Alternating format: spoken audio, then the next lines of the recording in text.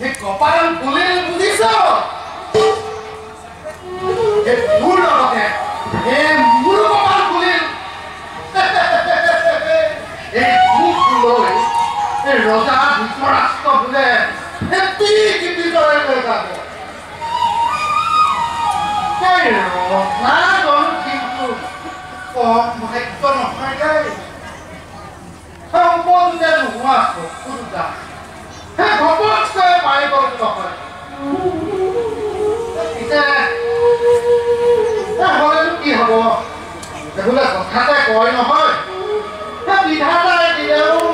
সেই তিৰোতাই নিদিয়ে এইবোৰ ৰজা ধৰিলে কথা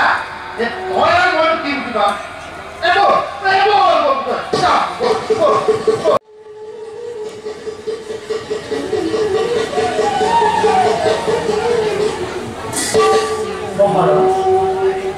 আমাৰ প্ৰণাম গ্ৰহণ কৰ আপনি দৃষ্টি শক্তি লাভ কৰি দিগ্বিজয় কৰিবলৈ ওলোৱাতে আমি পৰম সন্তোষ পাইছি মহাৰাজ প্ৰণিপাত গ্ৰহণ কৰ আপোনাৰ নিকৃচৰণৰ এই ঘৰটোৰ উল্লেখ কৰা মনোবাই নকৰে কি আপোনাৰ চৰণত নিবেদন দিলো দাদা হস্তিৰ কপালত জলপত্ৰ অলংকৃত কৰা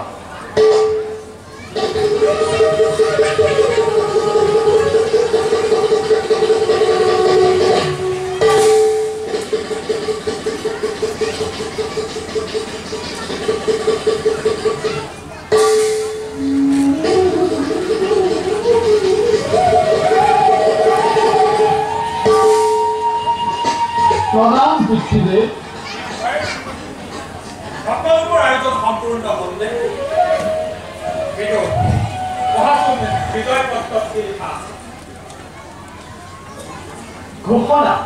ব্যাসপুত্ৰ প্ৰবল প্ৰতাপী ধৃতৰাষ্ট্ৰই দিগ্বিজয়ৰ বাবে ভাতৃ বিদুৰ আৰু মিত্ৰ ৰজাসকলক লৈ যাত্ৰা আৰম্ভ কৰিছে যিসকলে ৰজাই কোনো বাধা প্ৰদান নকৰাকৈ ৰজাক সম্ভাষণ জনাব তেওঁলোকৰ লগত ৰজাই মিত্ৰতা স্থাপন কৰিব যদি কোনোবাই বাধা প্ৰদান কৰে তেন্তে তেওঁ নিজ শক্তি সামৰ্থ্যৰে ধৃতৰাষ্ট্ৰৰ লগতে যুদ্ধ দিব লাগিব এতিয়া সকলোৱে যাত্ৰাৰ আৰম্ভ